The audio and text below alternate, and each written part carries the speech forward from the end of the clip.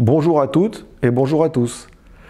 Nous avons ici deux paires d'enceintes conçues et fabriquées au Royaume-Uni. Alors ici, on a un exemplaire de la marque ATC, marque bien connue dans le domaine professionnel, dans le domaine du monitoring.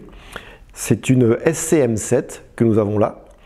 Et Acoustic Energy avec l'AE500 qui est ici. Alors j'ai eu il y a très longtemps, au moins 25 ans sinon plus, une paire d'AE1. C'était remarquable au niveau équilibre, au niveau précision.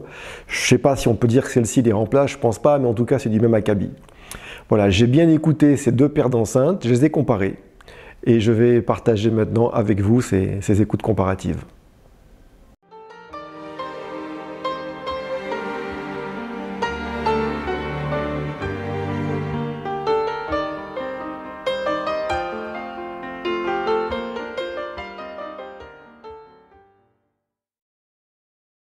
Alors la sensibilité des AE500 est plus élevée que celle des SCM7. Elle est plus élevée de 3 décibels. Alors du coup j'ai dû ajuster le niveau sonore à chaque changement d'enceinte. Deux cello, titre Misirlou, c'est une musique issue du film Pulp Fiction.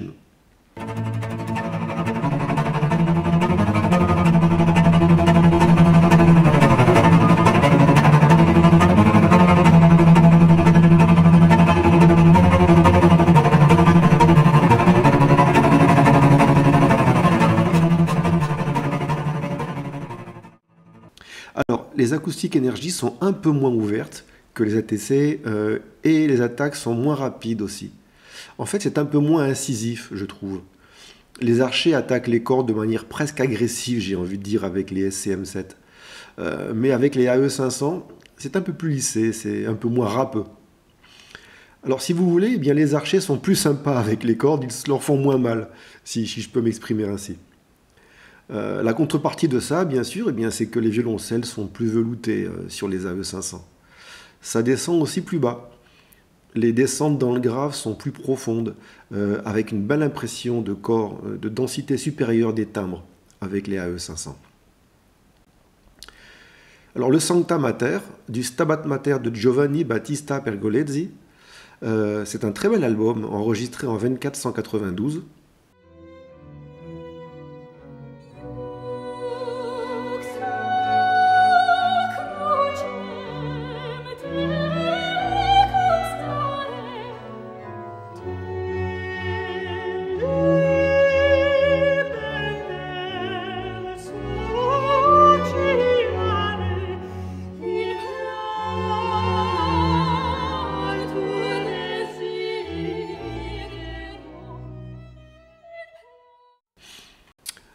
Bon, alors mince, là c'est pas terrible avec les ATC, je dois dire.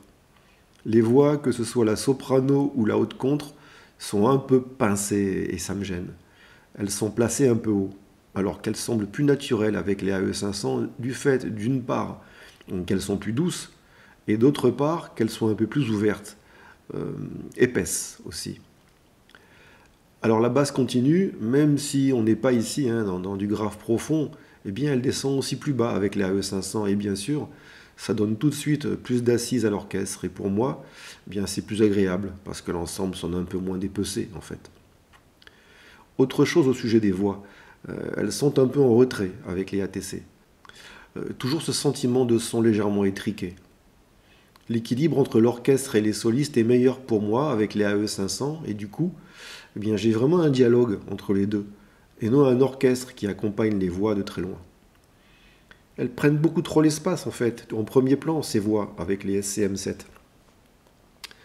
Bah oui, comme je viens de le dire, elles estompent la présence de l'orchestre.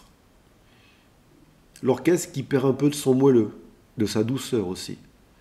Alors c'est pas que le AE500 monte subjectivement plus haut, non, mais c'est juste que leur aigu est pour mes oreilles plus fin, plus délicat, plus soyeux. Album Murder at the Symphony, Where the Wild Roses Grow.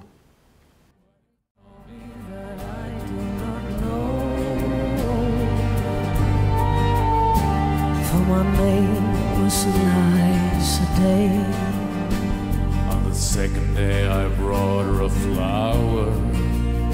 She's more beautiful than any woman I've seen. And I said, do you know where the wild roses grow, so sweet and scarlet and free?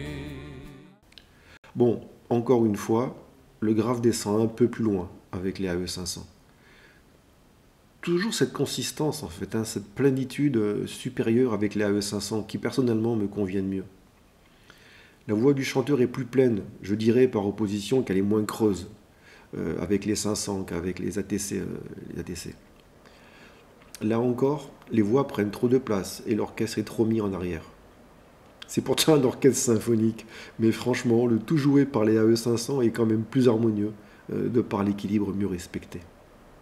Alors pour terminer, il ne faut pas que j'oublie quand même de vous préciser que les AE500 ont un évent à l'arrière. Elles vont donc être un petit peu plus compliquées à placer que les SCM7 qui elles sont totalement fermées et qui pourront être plus proches du mur arrière.